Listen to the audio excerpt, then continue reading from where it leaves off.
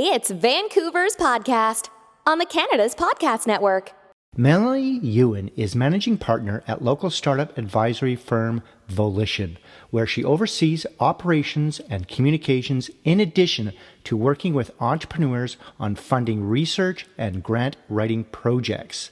As COO and head of research at Women in Tech World, a national grassroots organization based out of Vancouver, Melanie took to the road for 2 months this past fall to provide a platform for Canadian women in tech and their allies and advocates to share their experiences and ideas for creating more inclusive and diverse tech communities nationwide. When Melanie isn't working with clients, colleagues, and community members, she can be found traveling. Well, Melanie, welcome to the show. Thanks for taking the time today to be here for all our listeners. Thanks so much for having me on, Robert. Great. Okay, I want you to tell us a little bit more about yourself, where you're from, and give us the details on your current business. Sure. So I was born and raised in North Vancouver, so I'm a local. I'm a local to Vancouver. When I was about 16, I moved out of my parents' house and I went straight into working for the Federal Public Service and spent about a decade there. Now, I've always been someone who can't just do one thing. So I love having anywhere upwards of 10 projects on the go at the same time. It's just the way that my brain works. It's the way that I keep passionate about what I'm working on. So while I was working in the government for 10 years, where I was doing HR, information management type projects, as well as executive correspondence, working on a lot of different interesting environmental projects that were going on in BC at the time. I was also volunteering in many different capacities for various online publications in Vancouver. I did food critic review for a while. I worked with a social enterprise that was doing green event management. I was a fundraising team leader for a lot of different types of activities, like with the MS Society doing their MS Walk, as well as was a community manager, volunteer manager, at a couple of different charities. And I always loved the advocacy piece. I always loved keeping busy. So when I was 24, so about halfway through my journey in the Federal Public Service, I also went back to university, or I went to university, not back, I should say, because I hadn't gone to in the first place. And I went to into a degree in health sciences, specifically in public health. I was really interested in community-based research and in taking community-first approach to action planning and community development. So that really appealed to me, learning about health in a really holistic way. So talking about social health and environmental health. And through that, I got involved with a poverty reduction team here in Vancouver as well. And that was a really amazing space to be in. And I learned a lot. That's when I first started getting into grant writing, working in that space, and absolutely loved it. Now, the thing I learned when I got out of university is that I no longer wanted to be in the Federal Public Service. It was just not me. I kept thinking, okay, so I'm doing all of these other jobs at the same time. Clearly, I'm not getting something's not feeding me in this role and sitting in my desk, and I feel like I'm not making a difference really. And I want to be more actively involved in my community. So at the time, I'd been working at lowerlonsdale.ca as a writer. And that was owned by Paul Broussard, who's a local entrepreneur here in Vancouver, who's been an entrepreneur here for about 20 years. And I sat down with him one day and I said, Paul, I want to learn more about what you do as an entrepreneur. I want to learn about the for-profit space. I've worked in charities and federal government and social enterprise for many years, and I want to understand. And he started talking. It's like, so where should we start? And what do you know? And I said, no, Paul, I don't know anything. Like, I don't know anything. This is a blank slate situation. So he really started at the beginning. And after about 2 hours of us talking about his life as an entrepreneur, he said to me, okay, so you're working in the Federal Public Service right now, but the thing is that I want you on my team. How can I make that happen? He loved building great teams, and he saw something in me, thankfully, that he wanted to have within his team as well. So I said, okay, give me some time. Like, working in the government, I know I don't want to work here, but it has such an amazing safety net, and it's scary to leave it. So it took me about 6 months, and then it was September 2015 at that point, and I finally left, and I joined Paul at what was then called Elevator Ventures, which evolved into Volition this past year. So I've been with what was then Elevator Ventures since September 2015. I started in a role that was administrative and communications based because I had both those backgrounds. And I said to him, I get that I'm new in this space and you need an admin assistant and you need communications. So I will come and work here if it's like a 60-40 split between those two different jobs. And he was happy with that. So I started doing that. And within about 6 months, I'd moved into a project manager role. And then after I'd been there for about a year and a half, I realized that I'd gotten a sense of the space. I'd fallen in love with entrepreneurship. I fell in love with startups and the tech and how motivated everyone is in this space, and that they have these big dreams and they just go for it. And it's the most beautiful thing to bear witness to and to be a part of. So after about a year and a half, after I felt like I kind of got the space, I said, hey, Paul, I actually have tons of experience that's really, really useful to bring to startups. I've been professionally writing for 8 years. I have a really good understanding of the federal public service as well as other sectors, and I can bring that writing piece and that grant research piece. I'd also worked in academia as a research assistant for a few years. So that's when we started moving me into consultant role, and also I was kind of being groomed into a managing partner position, along with my colleague Tyler Higgs, who works on the branding side. UI UX. He's an amazing artist, and he is the third managing partner in what's now Volition. So we transformed into Volition this past summer, and the three of us, so Paul and Tyler and myself, we're all managing partners in the firm now. And we essentially just spent the last 2.5 years building community and really refining our value proposition and who we want to be and what our vision is for now Volition and for the community that we are in. A big part of that has been events. So we do put on a pitch practice event every month for the community here in Vancouver, as well as we've done one in Toronto and are looking to expand. And that's once a month. It's a free event for the community. It's an amazing space. We get up to 15 up to 15 companies pitching at every pitch practice event. We have up to 100 people coming to each event from the startup community. And we have each company comes, they do their 90-second pitch. They have a feedback panel who gives them tips on how to be more investor ready, how to refine their pitch and presentation. And then we have the audience vote on the top three pitchers of the evening. And those top three pitchers get various prizes, including a preview spot at a Vantech Angel Network meeting. Okay. So that's a really amazing thing that we do. Yeah, I attended the women's pitch one, which I thought was really good. Yes, yeah. Okay, now, did you need financing to start your company, and how do you currently make money in your business now? So this is all, it's sweat equity. It is our passion project. We have just put in our own time and effort and money to date into this venture of ours. As we're moving forward, so today was budget day, so I sat down and spent about 8 hours looking at our 2018 budget and what our vision and goals are for the next year. And we're spending the next 2 weeks also doing a lot of strategic and visioning sessions to sort that piece out. Our business model is that we are advisors and consultants. So there's the three of us, but we also have additional advisors on the Volition team now who work in things like sales and biz dev and digital marketing. So essentially whatever a startup could need, that's anywhere from ideation to, let's say, Series A. They could come to us and say, hey, I need coaching on investor prep, pitch and presentation. I need UI UX audit. I need funding research, grant research, and grant writing services.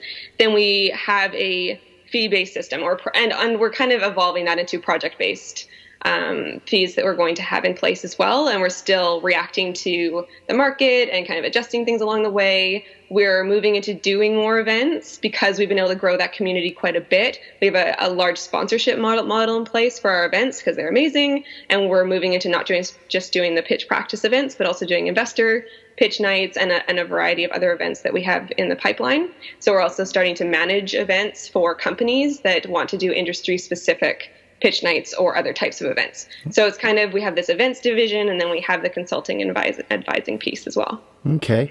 Now, what is the long-term vision and what will your company look like in the future? Do you see the company expanding into other areas and where beyond Vancouver, BC, or even Canada? Yes. Absolutely. So a big thing for me is to have the national lens. And that really came from being on the road for the past 2.5 months. So I went all the way up to the Yukon and then went all the way across Canada in an RV, stopped in 31 different communities. So saw rural Canada, saw urban centers, went all the way to Newfoundland. And it was such an amazing experience to meet people in these tech communities across Canada and to absolutely fall in love with the variety of this that we have in this country, but also to realize that we're very privileged here in Vancouver. We have an amazing community. We have a lot of resources, and that's not the case everywhere you go. And yet there are entrepreneurs everywhere you go. And so it's a matter of wanting to make new touch points, to connect with people. And right now we are looking at Calgary and Toronto and potentially Ottawa. And that's simply because we have partners and sponsors and contacts in those spaces right now. We've already done one event in Toronto and it was a huge success. And that was in early October, a women's pitch night. And I would love to do more of those there. So those are kind of the next place. And Prince George as well. We've just created a really great partnership with a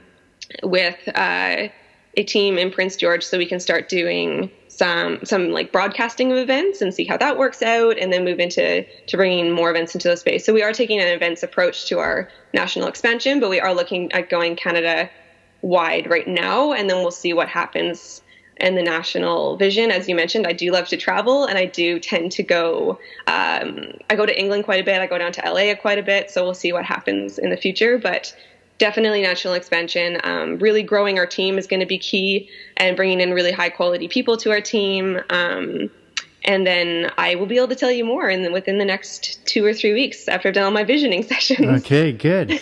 Okay, well, we've learned a lot about you, and we've learned a lot about your company. So we want to focus a little bit on Vancouver and what it's like to do business here.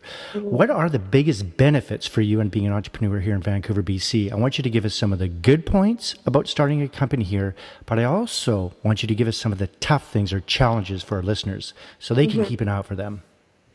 Yeah. That's a really good question. It's something I've been thinking about quite a bit since I've been on this tour and seeing all of the benefits and drawbacks of being in a lot of different areas. And I know a big thing that people always say is the Vancouver community is amazing. And I would agree with that. It's been a very welcoming space for me to be in. I think there's a saying about how the thing you love about someone is also the thing that you hate about them. And I would say that's true for Vancouver. Vancouver is my home and I love it. We have this laid back lifestyle thing, which I love because I grew up here and I grew up on the mountainside playground of North Vancouver, and I love to have time off to go snowboarding and to have a really relaxed pace of life and to be able to breathe and have a rhythm to my life. And that's really what people value in Vancouver, I found. And that's what we're known for across Canada, at least, is for having that laid back lifestyle. And we're known for poaching people from other areas of the country for that reason. So that's something I love, and that there's a community around that of people who want to have these lifestyle businesses and have space to breathe and play. But on the flip side of that, the piece around what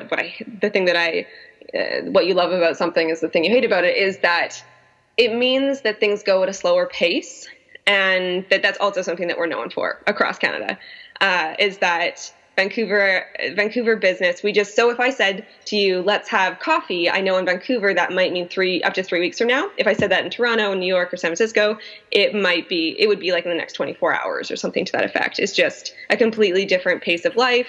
And the drawback, of course, of having a faster pace of life and pace of business is that, of course, it's harder to get that rhythm in your life, but then you also just, things seem to happen at a different rate of change. And there's just I don't know how to explain it. There's there's an energy in these places where things are, where the focus is business. There's a different energy of just we're going to make it happen. And it's the startup energy, but it's at a whole next level.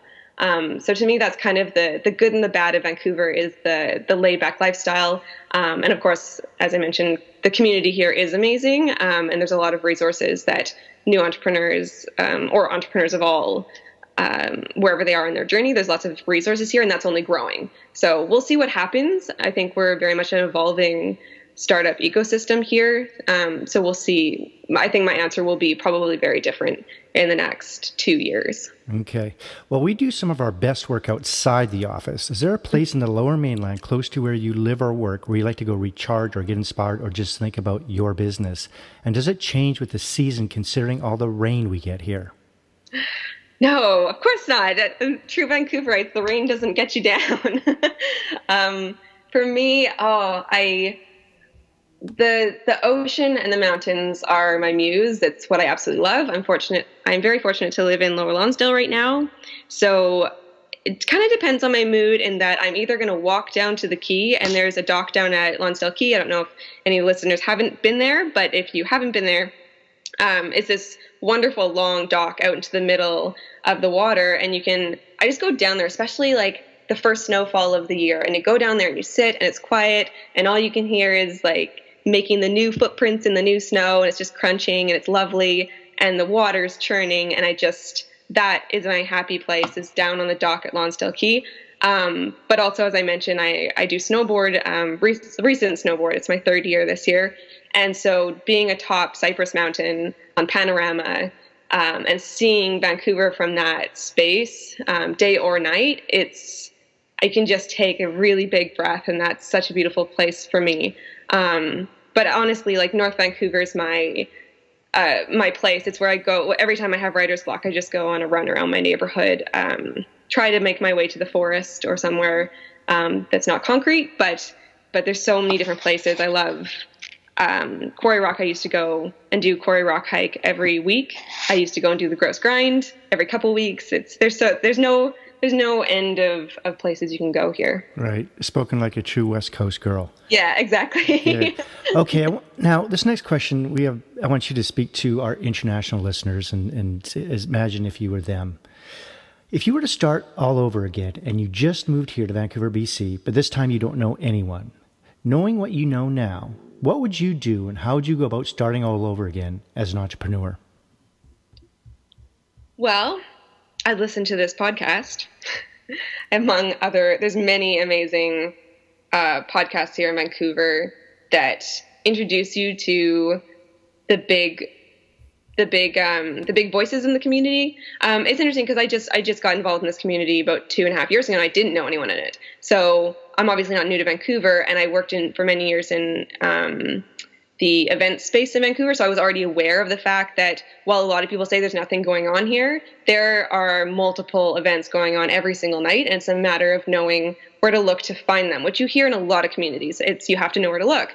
So, for instance, the BC Tech Association, they have a great events calendar on their website. You can go to, there's so many resources. I know a lot of the women's resources right now, because that's just top of mind for me. Like Women's Enterprise Center is a fantastic place to go with great resources. Raise Collective, amazing women who have started that initiative, and they're doing some really great things for new entrepreneurs. They have a new program just launching in January. I can't remember the name of it right now, but if you look up Raise Collective, you would see it. And it's for people who are just trying to figure out if they need to do an investor round, if they need to raise, and what that would mean and what that looks like. Of course, we have Lighthouse Labs, we have Launch Academy, we have Spring, we have Volition. You can always come to Volition and all of our events. We now have a new website up that will have all of our events up on there come the new year, and all of our pitch nights are free, as I mentioned, and a really good quality audience. So Vancouver's about,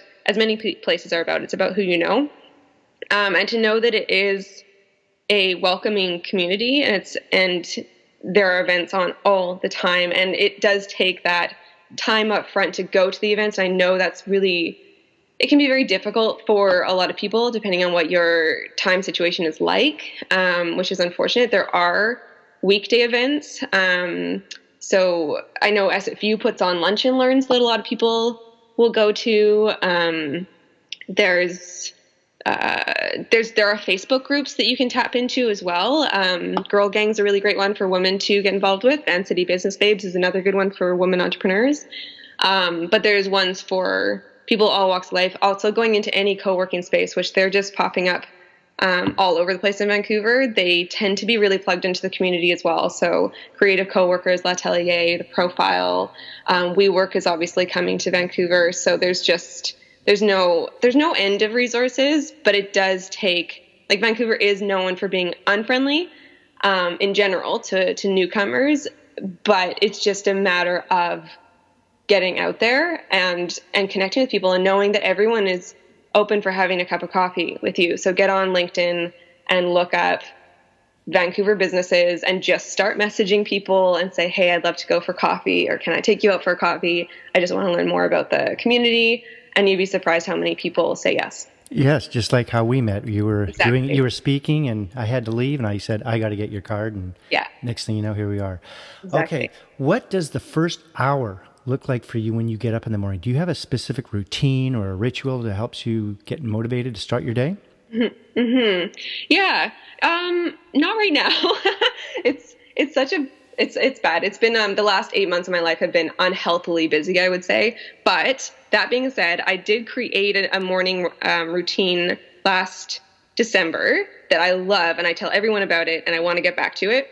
So, it was about this time last year that I was saying out loud and to myself that I wanted to get a good morning routine in place, because I really understood that that's what sets you up for a good day. And especially being a writer, I like to be in a really good headspace when I want to be able to write every day, because that's how you become a better writer, is to nourish that. So what I was doing, I'd been going to a personal trainer for a couple of years at the time, and we were always doing these high intensity intervals. So I thought, okay, could I do a high intensity interval for my mind and body? And because the theory behind those is that everyone has 12 minutes. And everyone has 12 minutes in the morning. You just set your alarm 12 minutes earlier. So what I was doing is I was getting up and I was doing 4 minutes of meditation. 3 minutes. 3 minutes of meditation. 3 minutes. That's short. 3 minutes. I know. Well, and that's the thing, is that over time you realize you have more time. But this is just how you start. Yeah. Is by doing 3 minutes of meditation, 3 minutes of stretching, 3 minutes of exercise, and then 3 minutes of writing. And that was my 12-minute hit. And then and that's where I started in January. And then by about March, I'd gotten to doing 5 minutes. So it was a 20-minute session. 5-minute meditation, 5-minute stretch, 5-minute exercise, 5-minute writing. And I also found if I started writing for 5 minutes, I just wouldn't stop. So I would end up writing for about 20 minutes, which is a really great amount of time to write per day. So it was just a way to kind of get me in a really good headspace. It allowed me to wake up and feel grounded and centered. And that was my morning routine, and I loved it. My morning routine now, I do keep my cell phone out of the bedroom. I don't believe in having I don't like waking up and looking at my phone right away. So I don't have that in there. I'll get up usually now, I'll make a cup of tea, and I'll sit in my favorite reading chair for a couple of minutes, and then I'll start getting going with my day. But I did find that this 12 to 20 minute practice I had earlier in the year was a better way to start my day. So it's on my list of things to get back to. Good. Do you think entrepreneurs have to be weird or unique in a positive way, or are wired differently? I think everyone's weird and unique. So, everyone has ideas, and I've really struggled with this concept of entrepreneurialism. I don't even know how to say it appropriately. So, because it's not until very recently that I started owning the title for myself. Because I would just say, I just have ideas and I make things happen, and I'm not going to take on that title. And it took like quite a few people saying, or challenging me to start using that word or title when I'm talking about myself, to start using it. Like, I'm talking within the last couple of months, essentially. So I think that yes, in a way, because I guess it depends on what kind of entrepreneur you want to be, though. And I find a lot of entrepreneurs are unique in that they are privileged in that they found something that they are so excited about. And I would love to see many more people finding that thing that they're so excited about, that they're willing to go next level for that. Like for myself, like stepping out of that comfort zone of being in a very cushy position for 10 years into a free fall of no idea where the next paycheck's going, working literally from 7 a.m. until 1 a.m., not seeing friends and family as much, not being able to do the things I want to do as much, and really having to work very hard to still be healthy. And it's exhausting, and most of my friends say they don't understand how I can possibly do it. They don't understand where I find the hours in the day. But all my friends, like everyone who's saying that, they're like unique and kooky people as well. Cause I think everyone is once you get to know them. So I don't know. It's kind of a hard question. I feel like everyone has it potentially in them, but it's a matter of finding that thing, like believing that you can do it, which is kind of a next level confidence. It's not, I don't even think confidence is the right word. Believing you can just do it and then letting go of the fear. And there's so much fear around it. And I meet even early stage entrepreneurs or wantrepreneurs, as some people might call them, that they're just trying to figure out if they even want it that much or if they're willing to take on the fear that's going to come with it. So it's not so much being like weird and kooky and all these pieces, which I love. And I think those are very positive words, but it's like I haven't found the right word, to be honest, Robert. Like It's not, confidence is not the right word, but it's something around there. Yeah. What books are you reading now and why, or even audiobooks? And can you recommend any books for our listeners who are also aspiring entrepreneurs? I've been asked this a few times recently, and I don't have a good answer for that. Right now, when I have time to read, I gravitate towards fiction. I have a long list of books that I want to read that I've heard are from podcasts such as this one that are really, really good. Honestly, my favorite book and one that keeps me inspired is Anne of Green Gables.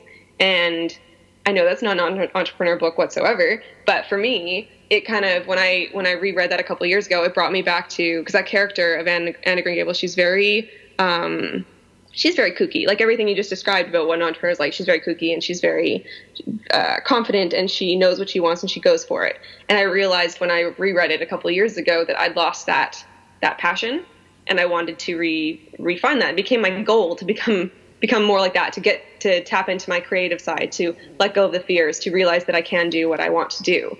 So it's kind of an odd one, and I can't imagine anyone else would have mentioned Anne of Green Gables as potentially their source of inspiration, but I think you can find that inspiration anywhere in any character.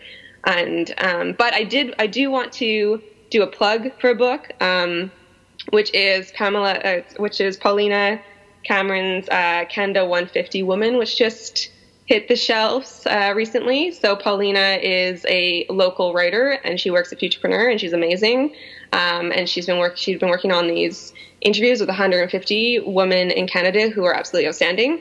And she did it in a crazy turnaround time, like 6 months, and got on the shelves. They're all over the place. It's a really great book. I went to the book launch, got the book, very inspiring. So that's my plug for, that's something I guess I'm reading. It's sitting on my chair in the living room when I flip through it. That's a good one. Good. Any online or offline tools that you like to use on a daily basis? I have so many. I mean, I guess all the just normal the main ones. The main ones. What would be your top two? Slack and Google Drive is absolutely everything. I've tried lots of different, more exciting tools, and the Drive I keep coming back to. I use Zoom for meetings. I've used Mixmax. I have a love affair with being really organized and bring forward mechanisms in place. That's from my years in the government of constantly needing to be reminded of emails. So Mixmax is kind of like an email tool that allows you to mark things for you to be reminded of it, and you can add notes and stuff. So that's kind of a favorite of mine. But no, Snapseed is my favorite tool for photo editing on mobile. It's very cool. It's kind of like Photoshop. So that's a great one if you're wanting to curate your Instagram feed a bit better. Okay. If you weren't doing what you do now, what would you like to do for a profession? I'm doing exactly what I want to be doing, to be honest. And I know that's not that exciting of an answer probably, but between Volition and Women in Tech World, I mean, with Women in Tech World, I get to be surrounded by extremely motivational women all the time. And going across Canada was an absolute, it was, I don't even have words. It was an amazing, amazing journey. And I learned so much along the way. And that was all volunteer time, but so worth it. And now I'm getting to work with my research team back here in Vancouver, and we're developing the national report, and analyzing all the data. We talked to over 800 women and men across Canada. That's the dream. Like when I heard about Driving Wintech, which was the research tour I was on, heard about it in April.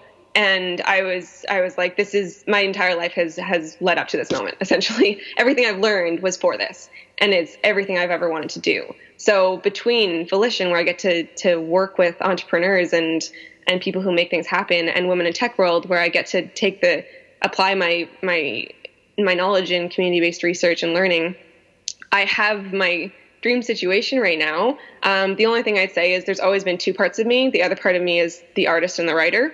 So sometimes I dream of running off to a cabin and just doing puzzles and reading and writing and painting all day long.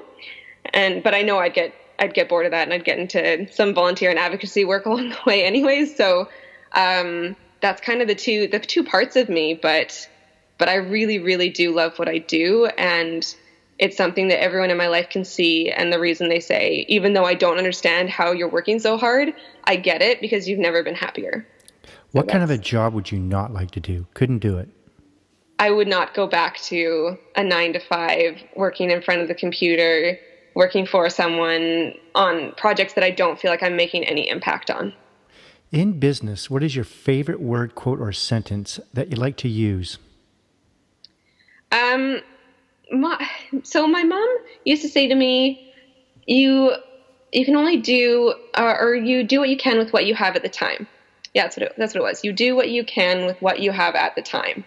And I really like that, because I think it's motivational, and that you do what you can, and what you have at the time is always going to be changing. So it's also that piece around being forgiving to yourself, because there's going to be times in your life where you have so much energy and everything's falling into place, and there's no obstacles in the way, and you can just give it absolutely everything, every last inch of you can give to the project that you're on, or you can decide to do that actively. But then there's going to be other times in your life where you just can't, and you can only do as much as your physical and emotional well-being is allowing you to do. And I think also that quote for me has really helped me to understand other people's actions, and to realize that even though we might not understand why people are making the choices that they're making, they're doing generally the best they can with what they have. We might not understand because we don't understand where they're coming from, but it gives you that space to realize, okay, so where are they coming from? What is the best that they have? And let's talk about that and try to understand that, as opposed to jumping to some arbitrary conclusion about why they're acting the way they are, or choosing to do the things the way they are. And it's really helped me to have a different lens, and to be more forgiving of myself and others, and to realize that we're all just doing our best. And that's a big thing to me. So I think that's like, it's an interesting one that I never thought, when my mom used to always say it, I never thought that I would ever be re-quoting it, or that it would help me in such a way, but I think it's a good one. What is your least favorite word or sentence you do not like to hear? You can't do that, I think. I've always had a problem with authority, so people telling me I can't do things, I don't like that, no. Okay. If you had to pick one or two words to describe yourself, what would it be and why?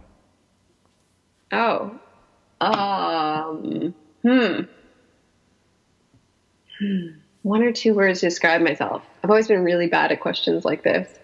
You got lots of energy. That could be one. Yeah, well, you tell me the one or two words. Yeah, I guess I've never thought of energy as a word to describe myself, but sure, let's go with energy. I'm like looking around the room trying to get inspiration for this. Adventure, I think, or I want to say something around like the fact that what feeds me is being challenged and learning and growing. So something around adventurer, but adventure not in just the sense of traveling, but also adventure in life, and that I like to take different paths and learn new things. So let's go with adventure and energy. Energy, sure, yeah. What keeps you up at night, if anything? I was up all night last night, and I was thinking about, what was I thinking about? I usually the reason I'd be up all night is because I haven't taken the time to think through a problem, or I shouldn't say problem, like an issue, something good or bad, that's going on in my life. I tend to really think things through. I don't like the term overthink. That would be another thing I hate when people say this over to me, is that I overthink things. Because I'm like, well, it's just my way of processing. I just think things through a lot. And sometimes that does keep me up at night, and I should have learned by now to write things down when I'm thinking about them at night. I do have a notepad next to my bed for that purpose, but that's probably what keeps me. It's never the same thing twice, but it's always something that there's a barrier, a challenge, or an exciting thing happening the next day, and I'm thinking through how I'm going to address that. Okay. Give us the top 3 things on your inspired life list. This could be a bucket list of stuff you want to do, whether TEDx talk, write books, travel more, anything like that? I want to live somewhere outside of Vancouver for at least a year. Because I have traveled a lot, but I've lived in places for about 3 months, but I'd like to live somewhere and really sink my teeth into that place for at least a year. And that might be Montreal, that might be LA, or probably London at some point. Just my partner's from England, so that's likely. I want to do that. I've always wanted to write a book, so I have ideas on the go, and I surround myself with motivation to write my book, but I have not done it yet. And I don't know even what it's going to look like, but that's a life goal, is to write a book. So live somewhere else for at least a year, write a book. What's another one? TEDx talk? I've never considered that, but sure. Okay. Do you have any advice that you may have received that you can pass on to entrepreneurs throughout British Columbia? Advice I've received throughout British Columbia. Someone told you something, said, yeah, that sounds about right to be. No, I think my biggest piece of advice is just to iterate on to reiterate what I said earlier, which is you never know what can come from a conversation. So that's our motto at Volition. You never know what can come from a conversation. Just start the conversation in any way possible. Say hello to people. People are friendly. I love talking to people. So if you see me anywhere, or if you find me on LinkedIn, please do reach out. Definitely trying to broaden the BC scope of within Volition and within my own horizons. And I think there's some amazing stuff going on in the province. I heard someone say in where was it? Brandon, Manitoba.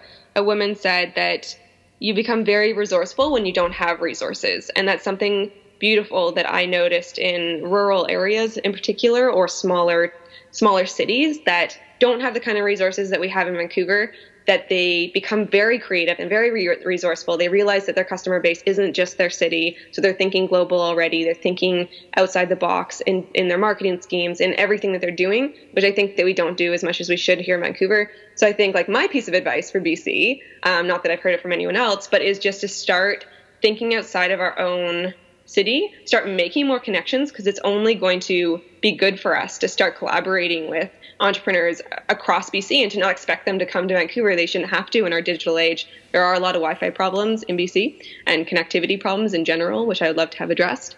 But I think like creating those networks of collaboration, there's so many people doing so many amazing things, and we tend to get really siloed, especially in Vancouver. We tend to be competitive, and we don't need to be. We have the same end goals, and when you raise each other up, you only raise yourself up as well. And that's not just a platitude. That's something that I believe and I know to be very true. And I think that BC could be doing such amazing things if we just work together in bigger ways and started seeing the opportunities and entrepreneurs that are everywhere. Okay, Melanie, are you ready to have some fun? Yeah. Okay. Oh, wait. There's a small tropical island just off of Fiji that only has one phone booth there. There is no internet.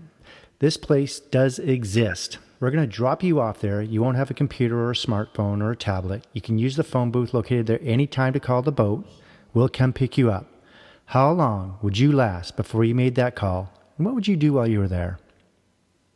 I think okay. So I feel like I would be, it would take me about a couple weeks to just get out of my mindset. Like how I was saying that there's two parts of me, the one who's always wanted to do stuff and the one who just wants to chill out. So it takes me about 2 weeks usually to get out of the mindset of wanting to just do stuff and kind of panicking about the fact that I'm not getting stuff done. But once I'd kind of gotten over that, so do I have somewhere to live here on this island? It's up to you. Okay. There's a phone booth, so it's got to go somewhere, right? Right.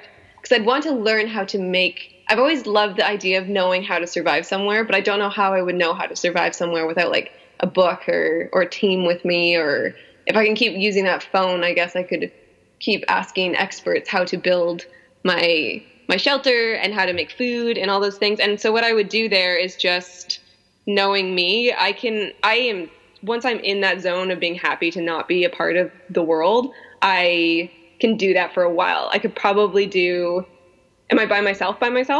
Yep. Okay. I think I could do